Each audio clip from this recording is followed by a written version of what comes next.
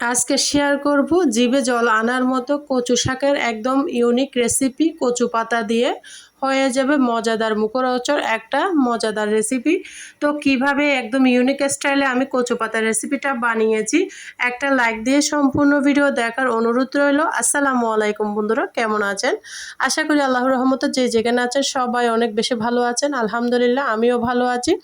আজকে শেয়ার করব কচু পাতার মজাদার একটা রেসিপি। তো দেশের বাইরে থেকে যারা আমার ভিডিওটা দেখতেছেন একটা লাইক দিয়ে ভিডিওটা শেষ পর্যন্ত কন্টিনিউ করার অনুরোধ রইল।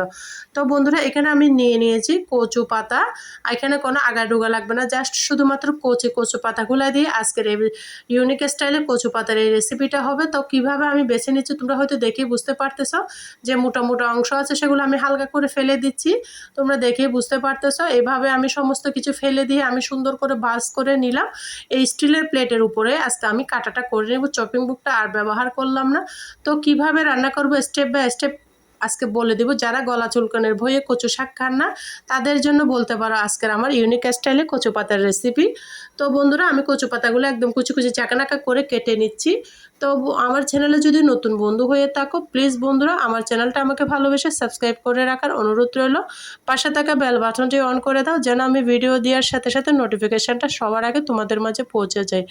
আর যারা এই কাজটি করে আমাকে এতটা সাপোর্ট করেছে সবাইকে অসংখ্য ধন্যবাদ। সবার জন্য মন থেকে অনেক অনেক বেশি ভালোবাসা রইল। দেখো বন্ধুরা, চাকানাকা করে কচু পাতাগুলো আমি কেটে একটা বোলের মধ্যে নিয়ে নিলাম। নিয়ে নর্মাল পানি দিয়ে 3-4 বার কষলিয়ে কচু পাতাগুলো ধুয়ে নিতে হবে। এখন যেহেতু বর্ষাকাল, আমাদের আঙিনার চারপাশে কিন্তু কচু পাতাগুলো অ্যাভেলেবেল পাওয়া যায়। তো তোমরা এইভাবে পুষ্টিগুণে ভরপুর, আয়রনে ভরপুর এই কচু পাতার রেসিপিটা অবশ্যই বানিয়ে খাবে। আর যারা গলা চুলকানোর ভয়ে কচু পাতা খাচ্ছ না, তারা কিন্তু আজকে আমার রেসিপি ফলো করলে কচু পাতা, কচুরমুখী, কচুরলতি সবই খাবে। এভাবে ট্রাই করো বন্ধুরা। আমি কিভাবে রান্না করেছি সম্পূর্ণ ভিডিও দেখতে থাকো। সুন্দর করে ধুয়ে নিয়েছি, দিয়ে দিচ্ছি লবণ আর দিব 1 ফালি লেবু। এভাবে লেবু আর লবণ দিয়ে যদি কচুটা 10 মিনিট রেস্টে রেখে দাও, তাহলে গলা চুলকানির ভাবটা অনেকটা কমে যাবে। তো আমি আরও সামনে দেখাবো স্টেপ বাই স্টেপ কীভাবে রান্না করলে গলা চুলকাবে না, যে কেউ খেতে পারবা। তো আমি এগুলাকে সুন্দর করে আলতো হাতে মেখে রাখতেছি। জুড়ে মাখলে হয়তো হাত চুলকাতে পারে, তার জন্য আমি আলতো হাতে কচু পাতাটা মেখে রেখেছি। তারপর 10 মিনিট পরে কিচেনে চলে এসেছি। একটা হাঁড়ি বসিয়ে দিয়েছি, হাঁড়ির মধ্যে এই কচু পাতাগুলো ঢেলে দিয়েছি। দেখতে পারতেছো সুন্দর করে ঢেলে দিচ্ছি। ঢেলে দিয়ে নাড়াচাড়া করে নিতে হবে, একদম ইউনিক স্টাইল বলতে পারো। তো আমি এখানে দিয়ে দিলাম রসুন আর পেঁয়াজ। বেশি করে রসুন দিতে হবে এই কচু পাতার রেসিপিতে, এটা হচ্ছে ইম্পর্ট্যান্ট। কচু পাতাতে অবশ্যই রসুনটা বাড়িয়ে দিবে, তাহলে খেতে ভালো লাগবে। তো বন্ধুরা দেখো, আমি নাড়াচাড়া করে নেব। এখানে কোনো প্রকার পানি দিব না, যে কচু পাতা থেকে পানি ছাড়বে সেটা দিয়ে আজকের কচু পাতাটা আমি 50% সিদ্ধ করব। আর 50% কখন সিদ্ধ করব তোমরা সম্পূর্ণ ভিডিও দেখো। দেখো বন্ধুরা কতটা পানি ছেড়েছে। এইভাবে পানিগুলোকে নাড়াচাড়া করে আমি শুকিয়ে নেব, অনবরত নাড়াচাড়া করতে হবে। তো এগুলো দিয়ে চুলার উপর বসিয়ে চলে যাইলে হবে না, একটু ধৈর্য ধরে রান্নাটা করতে হবে। রান্নাটা আমাদের মহিলাদের জন্য একটা আর্ট বলতে পারো। আমার কাছে রান্না করতে ভীষণ ভালো লাগে। কার কার কাছে রান্না করতে ভালো লাগে অবশ্যই ছোট্ট একটা কমেন্টসে বলবা। তো নাড়াচাড়া করে আমি পাতাগুলোকে শুকিয়ে নেব। আর বন্ধুরা, কে কোথা থেকে আমার ভিডিওটা দেখতেছো অবশ্যই ছোট্ট একটা কমেন্টসে জানাবা, তাহলে আমি তোমাদের সবাইকে ধন্যবাদ জানাতে পারবো। তো দেখো একদম শুকিয়ে নিয়েছি আমি। এই পর্যায়ে কচু পাতাগুলোকে সুন্দর করে উঠিয়ে নিচ্ছি। কালারটা কত সুন্দর এসেছে তোমরা হয়তো দেখেই বুঝতে পারতেছো। আর বন্ধুরা, যারা ভিডিও দেখতেছো কিন্তু একটা লাইক দিতে ভুলে গিয়েছো, প্লিজ বন্ধুরা একটা লাইক দিয়ে ভিডিওটা শেষ পর্যন্ত দেখার অনুরোধ রইল। দেখো বন্ধুরা, কচু পাতাগুলো অল্প একটু হয়ে গিয়েছে সিদ্ধ করে, তোমরা চাইলে আরও বেশি পরিমাণে নিতে পারো। আমি অনেকগুলো নিয়েছি, সিদ্ধ হওয়ার পর অল্প একটু হয়ে গেছে। এবার দিয়ে দিলাম সাদা তেল, রান্নার রেগুলার সয়াবিন তেল। দিয়ে আমি তেলটাকে গরম করে নিব। এ পর্যায়ে অ্যাড করে দিব এখানে 1/2 চামচ মতো আস্ত জিরা। জিরাটা দিলে সুন্দর একটা ফ্লেভার আসবে। তারপর আমি এখানে অ্যাড করে দিব 1/2 চামচ কালো জিরা। এই দুটোটা মশলা দেওয়ার কারণে রান্নাতে সুন্দর একটা স্মেল আসবে, সেটার কারণে ভাত রুটি যেটাই খাও সেটাতে খেতে অমৃতর মতো লাগবে। সাধারণ রেসিপি খেতে হবে অসাধারণ। আর বন্ধুরা, ভিডিওটা যদি কোথাও ভালো লাগে ফ্রেন্ডস এবং ফ্যামিলির মাঝে আমার ভিডিওটা শেয়ার করে দেওয়ার অনুরোধ রইল। তোমার একটা শেয়ারে আমার অনেক প্রিয় আপুদের ভাইয়াদের কাজে আসবে। তো সবাইকে অসংখ্য ধন্যবাদ। এখানে আমি একটা শুকনো মরিচ দিয়ে দিয়েছি, আর জিরা আর কালো জিরাগুলো ভাজার পরে শুকনো মরিচটাকে ভেজে নিচ্ছি সুন্দর। যখন একটা গন্ধ বের হবে তখনই আমি অ্যাড করে দিব এখানে পেঁয়াজগুলোকে হালকা করে ভেজে নিচ্ছি। দেখে হয়তো বুঝতে পারতেছো বেশি ব্রাউন কালার ভাজবো না। তো এই পর্যায়ে আমি দিয়ে দিব আদা রসুন বাটাগুলোকে ভালো করে তেলের মধ্যে কষিয়ে নিতে হবে, তাহলে যে মশলার একটা আস্তে গন্ধ থাকে সেটা আর লাগবে না। যারা নতুন আমি কি স্টাইলে রান্না করি তাদের জন্য আমার ভিডিওটা মূলত। তো আশা করি তোমাদের অনেক ভালো লাগবে। এখানে আমি দিয়ে দিলাম 3 চামচ মতো বেসনটাকে দিয়ে আমি নাড়াচাড়া করে দিব তেলের মধ্যে। বেসনের মধ্যে অনেক সময় একটা আস্তে গন্ধ থাকে, এইভাবে তেলের মধ্যে নাড়াচাড়া করলে আস্তে গন্ধটা চলে যাবে। তো আস্তে গন্ধটা চলে যাওয়ার পরে আমি এখানে অ্যাড করে দিব পরিমাণ মতো পানিটা দিয়ে বেসনটাকে ভালো মতো নাড়াচাড়া করে নেবে। এখানে পানির পরিমাণটা একটু বাড়িয়ে দিতে হবে, বেসন অনেকগুলো পানি চুষে নেয়।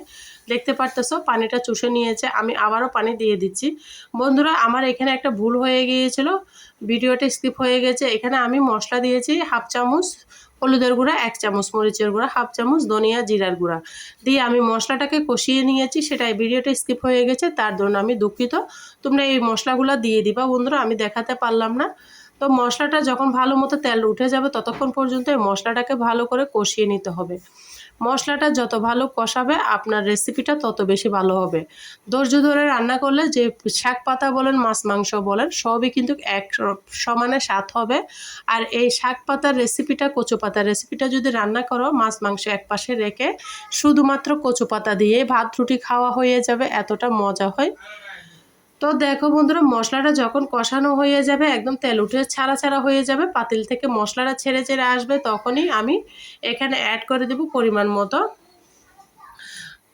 পানিটা অবশ্যই দিতে হবে, কারণ এখানে ঠান্ডা পানি দেওয়া যাবে না। কচু শাক পাতা রান্না করার জন্য কচু জিনিসের মধ্যে ঠান্ডা পানি দিলে অনেক বেশি গলা ধরবে। তো তোমরা এই পদ্ধতিগুলো ফলো করে যদি কচু শাক রান্না করো তাহলে কখনো বন্ধুরা গ্যারেন্টি দিচ্ছি গলা চুলকাবে না। আমি কিন্তু সবই সুন্দর করে বুঝিয়ে দিয়েছি। তো তোমাদের আশা করি ভিডিওটা ভালো লাগতেছে, ভালো লাগলে শেয়ার করে দেওয়ার অনুরোধ রইল। তো যখনই পানি ফুটে উঠবে তখনই আমি কিছু কাঁচামরিচ একটু মুখটা ফাটিয়ে দিয়ে দিচ্ছি। তো এইভাবে দিলে বাচ্চারা প্লেট থেকে তুলে ফেলে দিতে পারবে, এতটা মজা হয় বন্ধুরা, এতটা টেস্টি একটা রেসিপি তোমরা না বানালে বুঝতেই পারবে না। আর চারপাশ থেকে একটু শব্দ আসতেছে, সবাই আমাকে ক্ষমার দৃষ্টিতে দেখো। যখনই পানিগুলো ফুটে উঠবে তখনই আমি 50% সিদ্ধ করা কচু শাকগুলা দিয়ে দিলাম, কচু পাতাগুলা দিয়ে এগুলোকে 100% সিদ্ধ করে নিব।